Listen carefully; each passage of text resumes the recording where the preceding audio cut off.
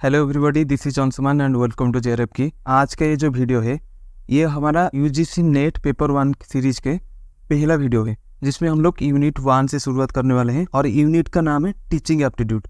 तो सबसे पहले हमें समझना पड़ेगा ये जो टीचिंग और एप्टीट्यूड, ये जो दोनों टर्म है, इसका मतलब क्या है। टीचिंग का मतलब मैक्सिमम लोगों को पता ही होगा कि जैसे हम लोग किसी को सिखा रहे हैं या फिर किसी को कुछ पढ़ा रहे हैं, वो टीचिंग में आ जाता है। लेकिन ये एप्टीट्यूड, ये शायद से कुछ लोगों के लिए एक नया टर्म होगा, शायद से कुछ लोगों को इसका मतलब शायद से ना पता हो। तो आइए समझते हैं। वो जैसे कि मैंने आपको बताया था, teaching is the purposeful direction and management of the learning process. समझिए इस बात को। टीचिंग जब होता है उसका एक पर्पस होता है और management of the learning process. ऐसा नहीं है कि जैसा तैसा मैं कुछ भी आपको पढ़ा रहा हूँ। जैसा मेरा यहाँ पे पर्पस क्या है, आप लोगों का कैसे भी करके जेआरएफ क्लियर करवाना, और इसमें मैनेजमेंट भी आएगा। ऐसा नहीं है कि आज मैं आपको यूनिट 1 पढ़ाऊँ, कल को यूनिट 5, उसके बाद अगले दिन यूनिट 9 का क्लास ले लूँ। ऐसा नहीं है। इससे अगर मैं ऐसा ही पढ़ाते जाऊँ तो आपके लिए एक हेक्टिक सिचुएशन बन जाएगा। और ऐसा भी हो सकता है कंटिन्यूटी ना रहने की वजह से आप पुराने पढ़ा हुआ भूल भी सकते हो। इसलिए वो जो टीचिंग का प्रोसेस है उसे मैनेज भी करना बहुत जरूरी है। और एक टर्म रहा एप्टीट्यूड। एप्टीट्यूड क्या होता है? एबिलिटी टू लर्न और excel in a particular area. मेरा एप्टीट्यूड क्या है? अभी मैं आपको पढ़ा रहा हूँ, जो पढ़ाने का जो स्किल है ना, पढ़ाना भी एक स्किल होता है, एक आर्ट होता है। उस स्किल को मैं कितने अच्छे से समझता हूँ, कितने अच्छे से सीखता हूँ, और उसमें मैं कितना एक्सेलेंस देता हूँ, अपना जो जितना बेटर हो सके उतना बेटर देने की कोशिश करता हूँ, वो है aptitude. Excellence in a particular area, in a particular skill. बाकी ये कुछ डेफिनेशंस रहे, आप चाहें तो अपनी नोट्स में से ऐड कर सकते हैं, अगर चाहें तो स्किप भी कर सकते हैं। लेकिन ये एक जो डेफिनेशन है इससे थोड़ा सा ध्यान दीजिए। मॉरिसन एंड डोई, ये दोनों ने एक डेफिनेशन दिया था कि teaching is learning as selling is to buying. इसमें से एक प्रीवियस ईयर में क्वेश्चन भी आया था, teaching is learning as selling is to buying. अगर ये स्टेटमेंट किसी भी प्रकार के क्वेश्चन में आए या फिर किसी भी प्रकार के ऑप्शन में आए तो आपको इस स्टेटमेंट को गलत मार्क करना है। ऐसा नहीं कि ये स्टेटमेंट ही सही है, लेकिन अगर क्वेश्चन आए कि ये स्टेटमेंट किसने दिया था, तभी आपको मार्क करना है मॉरिसन एंड डोई ने दिया था। स्टेटमेंट डायरेक्ट आ जाए teaching is like selling and learning is like to buying, तो ये स्टेटमेंट बिल्कुल गलत है। देन डेविस एंड ग्लेसर ने जो हमारा एंटायर टीचिंग का प्रोसेस होता है या टीचिंग का स्ट्रक्चर होता है, उसे 4 स्टेप में डिवाइड किया था। स्टेप 1 में हमारा आ जाएगा प्लानिंग, स्टेप 2 में ऑर्गेनाइजेशन, स्टेप 3 में identification of suitable teaching learning strategy, then step 4 में आ जाएगा managing teaching and learning. First जो प्लानिंग होता है उसमें हमें प्लान करना होता है कि क्या कंटेंट हम स्टूडेंट्स को पढ़ाएं, क्या सिखाएं। वो बेसिकली हमारा एक एम होता है। यहाँ पे प्लानिंग में हम लोग एक एम सेट करते हैं कि क्या पढ़ाएं, क्या नहीं, कैसा पढ़ाएं। और ऑर्गेनाइजेशन में क्या रहेगा, हम कुछ स्ट्रैटेजी बनाएं या फिर कुछ मटेरियल्स को कलेक्ट करके उससे स्टेप बाय स्टेप प्रोसेस में ऐसे रखें कि इसके बाद इसे पढ़ाना है, इससे पहले इसे पढ़ाना है, किससे कुछ ऑर्गेनाइज करना है, क्लासरूम कैसे ऑर्गेनाइज करना है, या फिर मैं जो ये पीपीटी बनाया हूँ इससे कैसे ऑर्गेनाइज करना है। तो वो हमारा स्टेप 2 में आ जाएगा। पहले planning, then organisation, then step 3 में आएगा identification of suitable teaching learning strategy. इसमें हमारा जो कम्युनिकेशन आ जाएगा, टीचर का ह्यूमर आ जाएगा इसमें। Then step 4 managing teaching and learning. इसमें क्या आएगा, हमें जितना भी हम लोगों ने कुछ पढ़ाया अपने स्टूडेंट्स को, यहाँ पे हम उससे असेस करेंगे कि एक तरह से एग्जामिनेशन हम लोग बोल सकते हैं। हम स्टूडेंट्स का फीडबैक भी ले सकते हैं। उसके बाद फिर से भी प्लानिंग आ सकता है, फिर दूसरे क्लास के लिए। देन आ जाएगा हमारा teaching learning process. Basically 3 type के होते हैं, bipolar process, tripolar process, quadripolar process. सबसे पहले बाइपोलर प्रोसेस। तो बाइपोलर प्रोसेस दिया जॉन एडम्स ने, ये आपको नोट्स में आपके ऐड करना है। बाइपोलर प्रोसेस में आएंगे हमारा टीचर और लर्नर। ओके, इन दोनों के बीच जो भी ट्रांजैक्शन होगा इन दोनों के बीच ही होगा।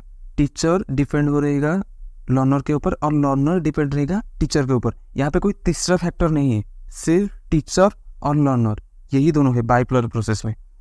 और उसके बाद रहे हमारा ट्राइपोलर प्रोसेस, ये दिया था जॉन डोई ने। बट इसमें क्या होगा, टीचर लर्नर ये दोनों तो रहेंगे, इसके बाद हमारा इसमें एक ऐड हो जाएगा करिकुलम।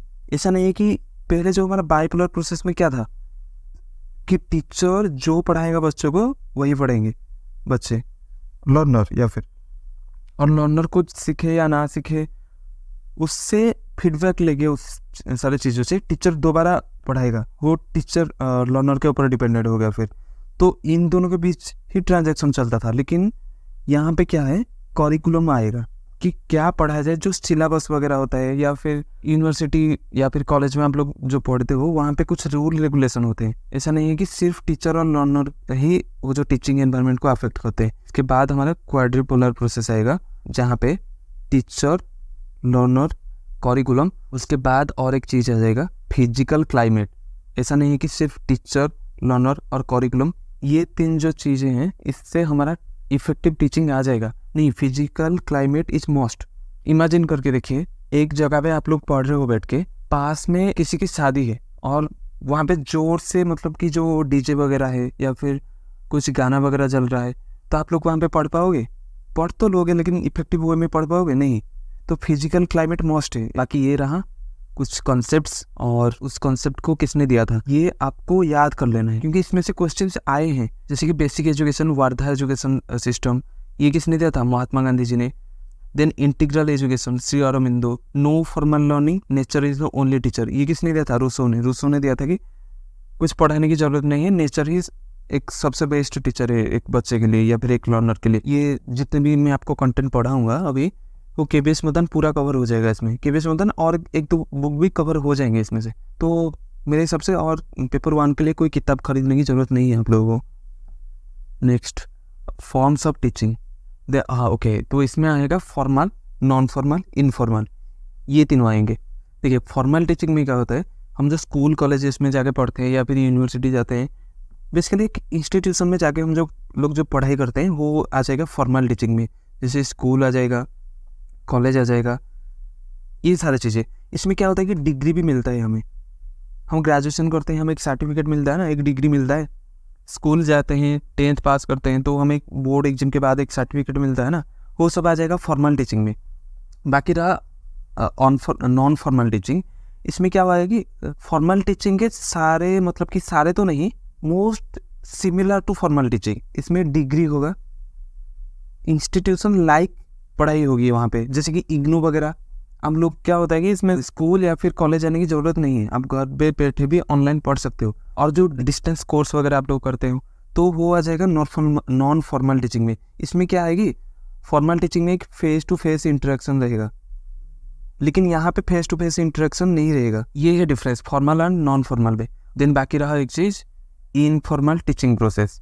इसमें क्या है कि ना कि हमें कोई डिग्री की ज़रूरत है, यहाँ पे कोई डिग्री आपको नहीं मिलेगा। और एक बात, ये फॉर्मल और नॉन फॉर्मल से बिल्कुल अलग है। यहाँ पे आप लोग सीखते कहाँ से हो? आप लोगों के फ्रेंड से, या फिर आप लोगों के जो फैमिली मेम्बर होते हैं वहाँ से कुछ सीखते हो, आपके पीयर ग्रुप से आप लोग कुछ सीखते हो।